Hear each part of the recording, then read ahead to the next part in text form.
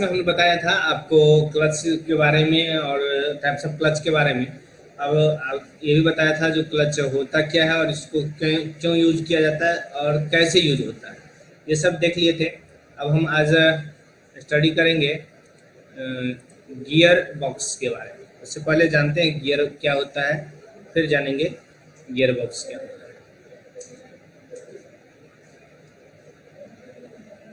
आप देखिए, यही एक पार्ट है। यहाँ एक शाफ्ट है और यहाँ एक शाफ्ट है, दो शाफ्ट है। एक शाफ्ट जो होगा वह इंजन की ओर से होगा,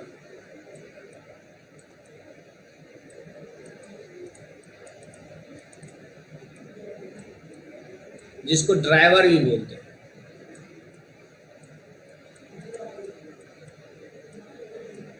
और एक जो होता है ड्रिवन शाफ्ट होता है, जो फ्लोअर होता है।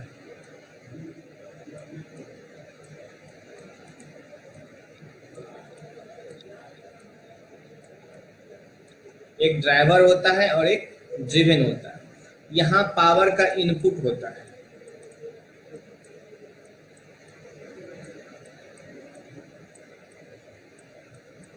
और यहाँ पावर हम लोग ले इंजन में, व्हीकल्स में या ऑटोमोबाइल में दो पार्ट्स होते हैं। एक इंजन जहाँ पावर प्रोड्यूस होता है और एक वहाँ जहाँ पावर हमको चाहिए। दो पॉइंट ऐसे सोचेंगे। अब इंजन अगर एक बार स्टार्ट हो जाता है तो बाय डिफॉल्ट है जो वह उस आरपीएम से रोटेट करता है। लेकिन व्हीकल्स की बात करेंगे, वह 10 की स्पीड से भी चलता है, 20 के भी स्पीड से चल देगा, 50 के भी, 100 के भी और 150 के भी स्पीड से चलेगा। चलेगा या नहीं चलेगा? सोचिए। ऐसे ही सोचिए, जो दो इंजन में हमको पावर प्रोड्यूस होता है और पावर जो प्रोड्यूस होता है वह कांस्टेंट आरपीएम से होता है, थोड़ा बहुत का फ्लक्चुएशन होता है। लेकिन अगर आउटपुट चाहिए हमको तो वहाँ स्पीड गाड़ी का व्हीकल अगर स्टार्ट करते हैं तो 0 से वेरिएशन होता है। 0 से 2, 4, 10, 20 जैसे ही एक्सीलेटर लेते हैं गाड़ी का स्पीड आउटपुट आगे बढ़ते जाता है। तो ये कैसे होता है? इसी को ऑब्टेन करने के लिए बॉक्स लगाया गया है और एक सेटअप अरेंजमेंट है, एक अरेंजमेंट है। यह अरेंजमेंट है जो जिस पर अलग अलग साइज के अलग अलग टाइप्स के गियर माउंटेड होते हैं। इससे हम लोग क्या करते हैं, उसके स्पीड को घटा भी सकते हैं और बढ़ा भी सकते हैं। दैट मीन्स मान लेते हैं अगर इंजन का RPM 1000 RPM, that means 1 minute में वो 1000 बार रोटेट कर रहा है। लेकिन हमको चाहिए पावर कितना? 10 आरपीएम, 1 मिनट में 10 ही बार रोटेट करे, तो वह रोटेशन को रिड्यूस करेगा। लेकिन अगर हमको चाहिए जो नहीं एक मिनट में 2000 बार रोटेट करे, तो वो रोटेशन को इंक्रीज भी कर सकता है, कुछ भी कर सकता है। लेकिन क्या होता है, जब आरपीएम कम रहेगा, यहाँ पर इंजन तो कांस्टेंट पावर प्रोड्यूस कर रहा है, लेकिन आरपीएम कम रहेगा तो गाड़ी में पावर बहुत ज्यादा रहेगा। आरपीएम ज्यादा रहेगा तो गाड़ी में पावर टॉर्क कम रहेगा। ये चीज होता है। इसीलिए जब भी हम गाड़ी को किसी ऊंचाई पर चढ़ाते हैं या गाड़ी में लोडिंग होता है, लोड होता है, उस कंडीशन में गाड़ी को हम कहते हैं फर्स्ट गियर में रखो। क्यों फर्स्ट गियर में रखते हैं? क्योंकि वहां पे आरपीएम स्पीड कम मिलता है और पावर ज्यादा मिलता है। तो होता है वह टी ओमेगा होता है, यानी टॉर्क इनटू ओमेगा। हम तो पावर की नहीं, टॉर्क की बात करें। यहाँ पे पावर तो कांस्टेंट है, P बराबर टी ओमेगा। अब ओमेगा जैसे ही ज्यादा होगा तो टॉर्क खुद ब खुद कम हो जाएगा। इसीलिए टॉर्क कम होगा तो वो गाड़ी में ज्यादा फोर्स प्रोड्यूस नहीं करेगा ट्रांसमिट करने के लिए। इसलिए ज्यादा अगर आप ऊंचाई पे चढ़ा रहे हैं गाड़ी को, तो अगर आरपीएम ज्यादा है तो गाड़ी नहीं चलेगी। गाड़ी जब रेस्ट में होता है तो गाड़ी फोर्थ गियर में नहीं बढ़ा सकते हैं, क्योंकि उसमें फ्रिक्शनल फोर्स बहुत ज्यादा होता है। आपको फर्स्ट में ही बढ़ाना होगा, फर्स्ट आरपीएम को कंट्रोल करना है। इस गियर बॉक्स पे आपको ये नहीं हो सकता जो फ्यूल कंजम्पशन निर्भर कर रहा है, ये नहीं। आरपीएम कंट्रोल करने के लिए हम लोग गियर बॉक्स का यूज करते हैं। ठीक है, अब सॉरी, अब ये सारे गियर को क्या किया गया है, एक बॉक्स के अंदर रखा गया। अब कहिएगा सर बॉक्स क्यों रखा गया है, बॉक्स नहीं रखना चाहिए, ऐसे ही ये ओपन रहता तो क्या होता। तो पहली बात, अगर यहाँ ओपन रहेगा तो यहाँ जब दो पार्ट मीट करता है, मिलता है, तो वहाँ फ्रिक्शन होता है। अब उतना स्पीड से दो पार्ट मिल रहा है, एक ये गियर और एक ये गियर, दोनों गियर आपस में मिल रहे हैं, तो वहाँ फ्रिक्शन होगा। उसको रिड्यूस करने के लिए हम लोग क्या लगाएंगे, ग्रीस का यूज कर सकते हैं या मोबिल का यूज कर सकते हैं। अगर मोबिल है तो उसको रहने के लिए तो कंटेनर चाहिए ना, आप ऐसे तो नहीं रख सकते हो इस पे मोबिल। इसीलिए क्या किया जाता है, इसको दो पार्ट में बॉक्स टाइप का बनाया जाता है, इसमें मोबिल भर दिया जाता है और फिर ऊपर से कंटेनर ढक जाएगा, कवर लग जाएगा। अब ये रोटेट करेगा तो ऑटोमेटिक इस पे इंजन ऑयल आते रहेंगे, मोबिल आता रहेगा तो फ्रिक्शन रिड्यूस होगा।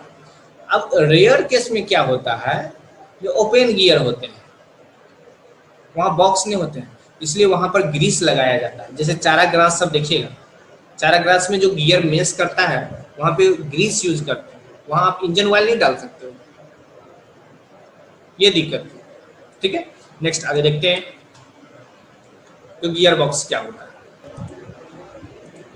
अब देखिए, इन ट्रांसमिशन या gear provided speed and torque conversion from a rotating power source to another device using gear trains, T छूटा हुआ है, यूजिंग गियर ट्रेन, यानी गियर ट्रेन यूज करके जहां पे पावर प्रोड्यूस है वहां से लेकर के आपको जहां पावर चाहिए वहां पर आप क्या करते हो, स्पीड और टॉर्क का कन्वर्शन करते हो। दैट मीन्स लो से हाई करते हो या हाई से लो करते हो। इसीलिए gear box are use to reduce the load on the motors, motor पे लोड को रिड्यूस करने के लिए गियर बॉक्स का यूज किया जाता है। Next, this reduce wear on the engine, allow more control and allow greater speeds, ज्यादा से ज्यादा स्पीड लेने के लिए। और वेयर, अगर गियर नहीं होता तो मशीन में क्या होता है, एक ही स्पीड पर चलता है, उसमें घिसाव ज्यादा होता है, उसको रिड्यूस करने के लिए गियर बॉक्स का यूज किया गया है। आप यहाँ भी देख सकते हो जो डिफरेंट टाइप्स का गियर बॉक्स है, और गियर बॉक्स में 90% जो गियर यूज होता है वह एस्पर गियर यूज होता है। आप देख सकते हो इस पे 90% एस्पर गियर होते हैं। एस्पर गियर का पहचान क्या है, जो शाफ्ट है उसका तीत उसके पैरेलल होता है। आप यहाँ देखिए, यह शाफ्ट है और यह गियर का तीत है, दोनों क्या है, पैरेलल है। यह शाफ्ट है और इस पे गियर का तीत है, ये दोनों आपस में पैरेलल है, तो यह एस्पर गियर है। एक चीज और देखिए, यह शाफ्ट है और यह गियर का तीत है, यह तीत इंक्लाइन है, ये तीत जो है यह इंक्लाइन है, और दोनों का इंक्लाइनेशन एंगल यही है, ये आपका इंक्लाइनेशन एंगल है। तो जब ये तीत यदि इंक्लाइन रहता है, तीत स्ट्रेट रहेगा सीधा ही, लेकिन इंक्लाइन रहेगा, वह गियर कहलाता है हेलिकल गियर। ठीक है, अब यह एंगल जो कहलाता है वह हेलिक्स एंगल कहलाता है। तो ज्यादातर ये गियर यूज होते हैं, कुछ कंडीशन में बिवेल गियर भी यूज होता है। तो आप देखते हैं एस्पर गियर क्या होता है।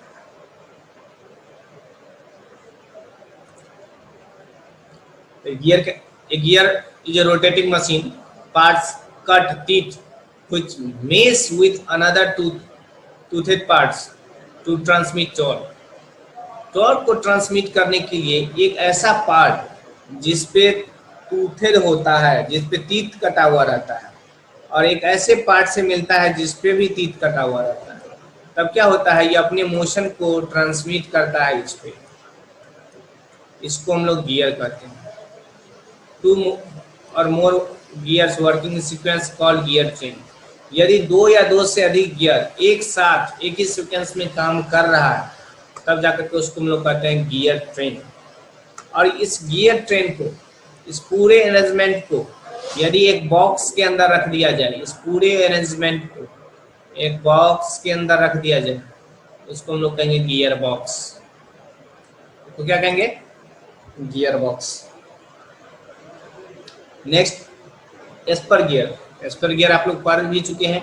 एस्पर गियर ऐसे गियर होते हैं जिसका टूथ स्ट्रेट होते हैं और एक्सिस से पैरेलल होते हैं। एस्पर गियर ऐसे गियर होते हैं जिसका टीथ स्ट्रेट होते हैं और एक्सिस से पैरेलल होते हैं। ठीक है। नेक्स्ट, अब यहाँ पे देख सकते हो एस्पर गियर तो देख लिए। अब देखते हैं हेलिकल गियर। हेलिकल गियर भी आपको हम बताए थे। जो हेलिकल गियर में भी इसका टीथ स्ट्रेट होता है लेकिन एक्सिस से इंक्लाइन होता है, इसको हम लोग हेलिकल गियर कहते हैं। इसके बाद देखते हैं बीवेल गियर। बीवेल गियर जो है वह दो तरह के होते हैं। एक straight bevel gear. Straight bevel gear जब ये होगा तो वह पावर का ट्रांसमिट जो है वह 90 पे करेगा। दोनों का जो एक्सिस इंक्लाइन कर रहा है आप यहाँ देख सकते हो, वह 90 पे कर रहा है। अब यह बीवेल गियर जो होते हैं, अगर इसका टीथ स्ट्रेट हो तो स्ट्रेट बीवेल गियर होता है। यदि इसका टीथ कर्व होता है, हर एक टीथ क्या है? कर्व है, एक्सिस से इंक्लाइन नहीं है। एक्सिस से इंक्लाइन रहेगा तब हेलिकल होता है, और एक्सिस से कर्व का सरफेस है, यह प्योर कर्व है। और ये कर्व जो है वह स्पाइरल है। ये कर्व जो है स्पाइरल है, तो इसको हम लोग कर्व बीवेल गियर या स्पाइरल गियर भी कहते हैं इसको। Next one is warm and warm wheel. Warm and warm wheel, यह भी बहुत ही इंपॉर्टेंट होता है गियर बॉक्स में। 90% गियर बॉक्स में वार्म एंड वार्म व्हील रहता है।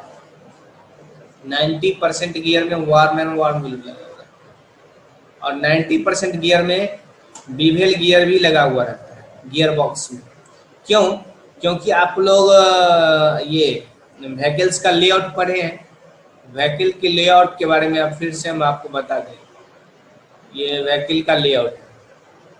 यहाँ फ्रंट व्हील होते हैं और इंजन से कैसे मिलेगा? तो हर एक एक्सिस, हर एक गियर बॉक्स में देखते हैं, देखिएगा मशीन में जो इंजन से जो शाफ्ट होता है वह ऐसे आता है रेयर एक्सिस।